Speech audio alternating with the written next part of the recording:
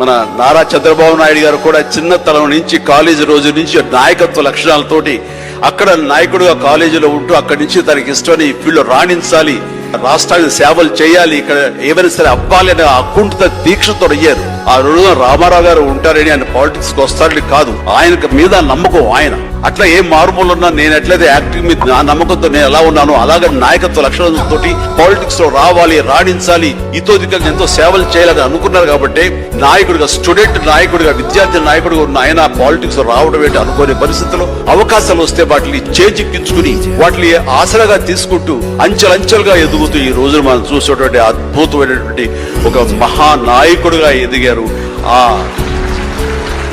ఆయన దిశానిర్దేశంలో, ఆయన నాయకత్వంలో హైదరాబాద్ దగ్గర నుంచి ప్రతి నగరం, అంటే ఫస్ట్ ఇండియాలో ఆఫ్టర్ బెంగళూరు మళ్ళీ అలాంటి ఐటీ నగరంగా, అంటే ఎంత మిషనరీ అంటే ఫ్యూచర్ లో ఇది డెఫినెట్ గా ఈ రోజున మనం అనుకుంటున్నాం డిజిటలైజేషన్ ఆ రోజున అంత ఉధృతంగా లేదు, అలాంటి దాన్ని అయి తీరుతుంది ఆయన అన్నారే.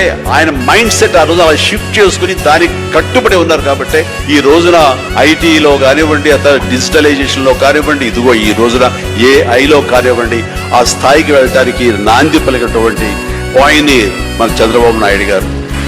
సో ఇలాంటి నాయకుల మైండ్ సెట్ షిఫ్ట్ అవడం అన్నది ఎంతగా అభివృద్ధిలోకి ఎంత ఇదిగా ఉందో మనం తేటతెల్లంగా చూస్తున్నాం. కాబట్టి it's a wonderful subject. Sharani, I do appreciate. All the very best. Thank you so much sir.